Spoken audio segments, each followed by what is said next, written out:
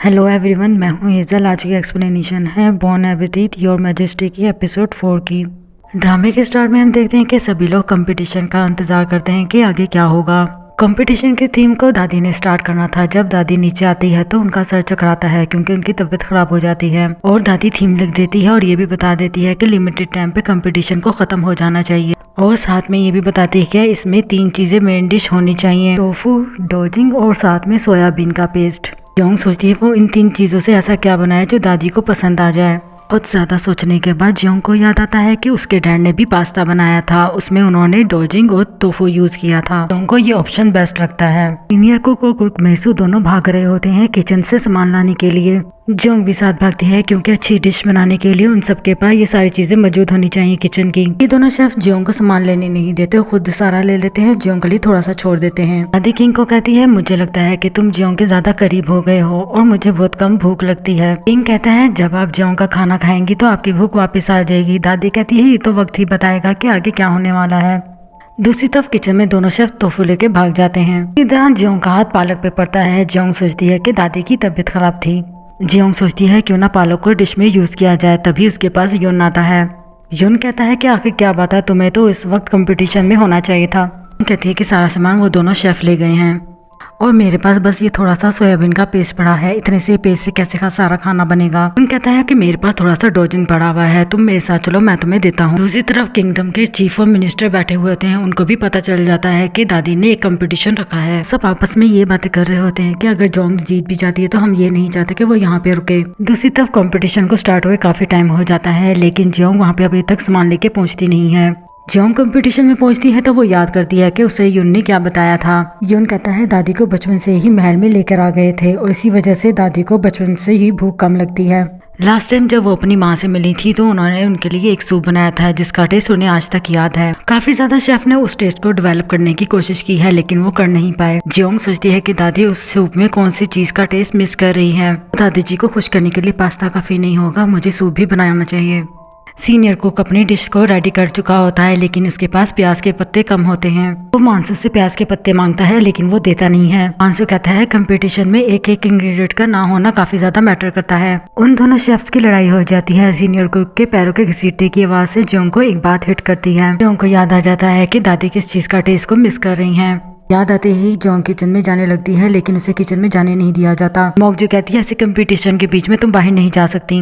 और वो भी ये जानने के बाद कि बाकी शेफ क्या बना रहे हैं। ऐसा लग रहा है कि वो बहुत ज्यादा अच्छी डिश बना रहे हैं इसलिए तुम एंड टाइम पे अपनी डिश चेंज कर रही हो।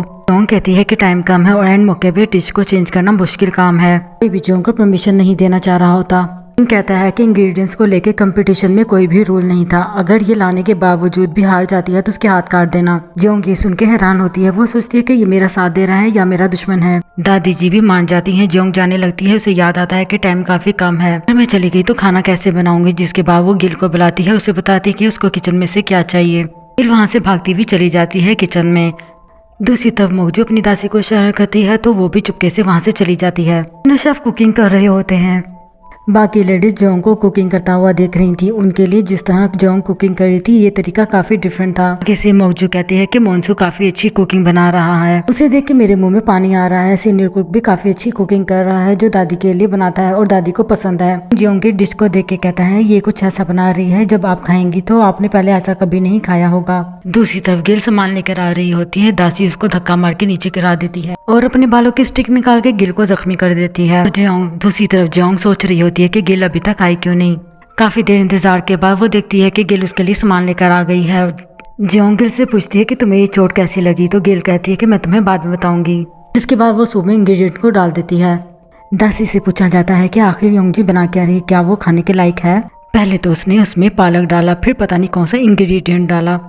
दादी कहती है क्या ये खाने लायक होगा। दासी कहती है कि क्या मैं इसे बनाने के लिए मना कर दूं। ये सुन के गुस्सा होता है। वो कहता है कि कंपटीशन का मतलब होता है पहले कंपटीटर जो खाना बना के ला रहा है उसके खाने को टेस्ट करना। तुम लोग पहले से कैसे जज कर सकते हो कि खाना अच्छा नहीं होगा। उसका बनाने का तरीका अलग है। किंग भी जानता था ये सब जियोंग को फंसाने के लिए जानबूझ के कर रहे हैं। टाइम कंप्लीट हो जाता है और तीनों शेफ्स ने अपनी डिश रेडी कर ली होती है। सबसे पहले डिश को जिसने टेस्ट करना होता है वो होती है मोन्सू की। सबसे पहले दासी खाती है जिसके बाद में किंग और क्वीन खाते हैं। ये डिश सभी को पसंद आती है। किंग कहता है लेकिन ये डिश थीम को जस्टिफाई नहीं कर रही पूरी तरह। इसके बाद सीनियर कुक का नंबर आता है। डिश सबको काफी ज्यादा पसंद आती है और थीम को भी जस्टिफाई करती है। इसके बाद जियोंग की बारी आती है। जियोंग का खाना दिखने में इतना फैंसी नहीं लगता। दासी टेस्ट करती है, वो कहती है ठीक है। इसके बाद किंग और दादी खाते हैं।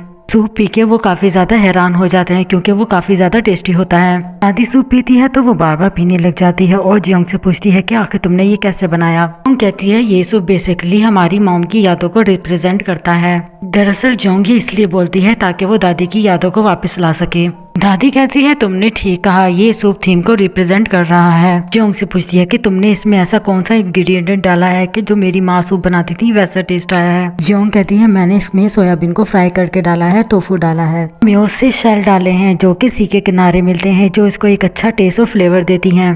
दादी कहती है यही टेस्ट था जो मैं सूप में मिस करती थी।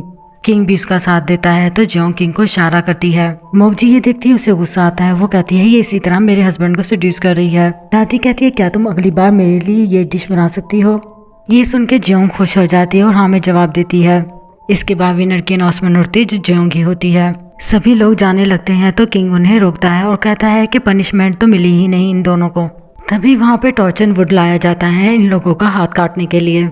वो दोनों काफी डर रहे होते हैं। ये देख के जियोंग बोलती है कि ऐसा मत करो। ये सुन के किंग को गुस्सा आता है कि मेरे डिसीजन के बीच में तुम बोलने वाली होती कौन हो।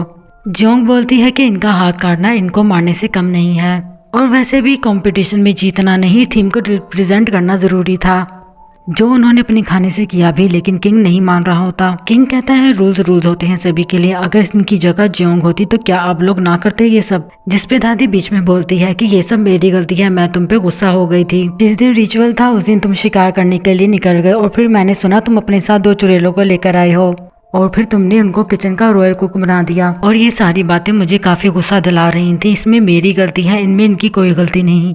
और रही बात इनकी पनिशमेंट की, इनको पनिशमेंट तो मिलेगी, इनको काम सीखना होगा, वो भी जियोंग के अंडर। जिसके बाद सभी लोग रिक्वेस्ट करते हैं कि इन्हें छोड़ दो। सबकी बात सुनकर किंग के सर में दर्द होता है। वो इस बात के लिए मान जाता है और कह देता है सभी को छोड़ दो। जाते हुए किंग दादी को कहता है कि जिस तरह से आप सूप पी रही थी उसको देख के लगता है कि आपको किसी की याद आ गई जो आपके बहुत करीब था, और वहाँ से चला जाता है। नेक्स्ट सीन में हम देखते हैं दादी के साथ सारी लेडीज होती हैं लेकिन वहाँ पे मोगजी नहीं होती। दादी कहती है अच्छा हुआ मोगजी यहाँ पे नहीं है, वरना वो मुझे किसी बात पे भड़का देती और मेरा दिमाग खराब कर देती। दादी किंग की बातें सुन के डरती है। उसे लगता है कि कहीं उसे पता तो नहीं उसकी माँ के साथ क्या हुआ था। दादी कहती है किंग को पता नहीं चलना चाहिए कि उसकी माँ के साथ क्या हुआ था, क्योंकि किंग को बताया गया था कि उसकी मॉम की डेथ हो गई है किसी बीमारी की वजह से, लेकिन असल में किंग की माँ को जहर दे के मारा गया था। लेकिन दादी कहती है कि अगर मैं पास्ट में दोबारा चली भी जाऊं तो मेरा डिसीजन सेम ही रहेगा।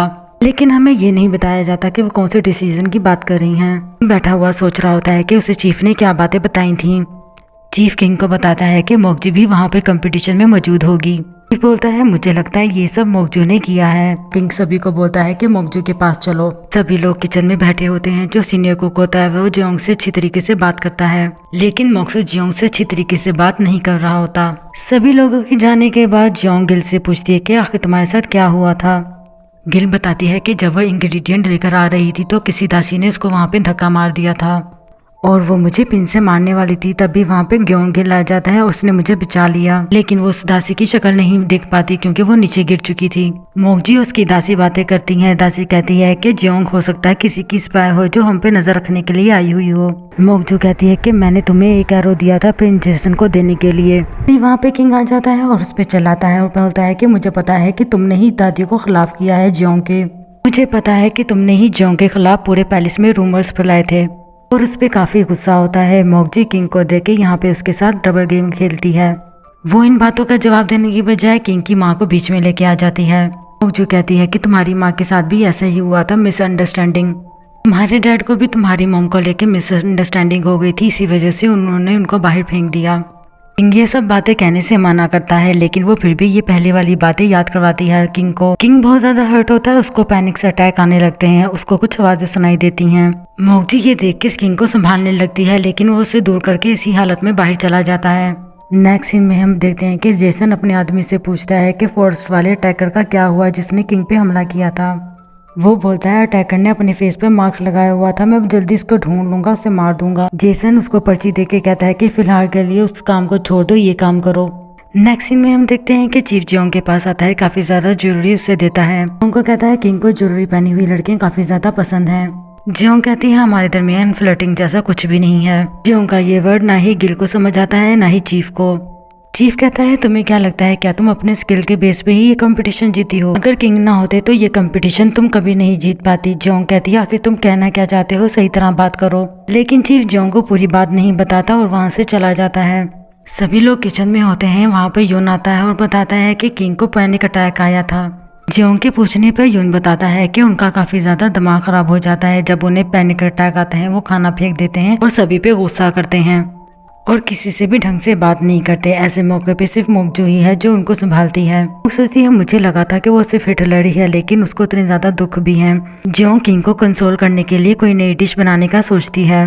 जिसके बाद जियोंग एक नई डिश बनाती है और सब लोग उसके स्किल्स को देख के हैरान होते हैं और वो बनाती है पास्ता।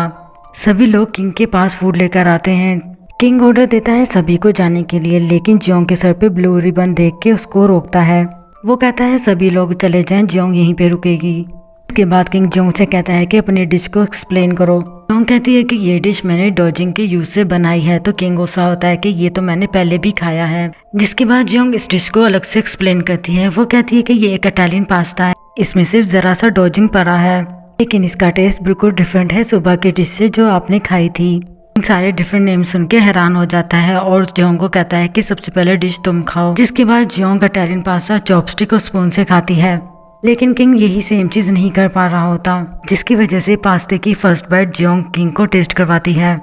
किंग को पास्ता बहुत पसंद आता है। वो सारा पास्ता खा जाता है और जियोंग से पूछता है कि तुम्हें क्यों लगा कि मुझे ये पास्ता पसंद आएगा, तुमने ये क्यों बनाया? जियोंग कहते हैं जब मैं परेशान होती थी तो मेरे डैड मेरे लिए यही पास्ता बनाते थे, तो मेरा मूड अच्छा हो जाता था, इसीलिए मैंने तुम्हारे लिए यही पास्ता बनाया। किंग पूछता है कि तुम्हारी मॉम? जियोंग कहती है कि जब मैं छोटी थी तो तभी वो इस दुनिया से चली गई थी।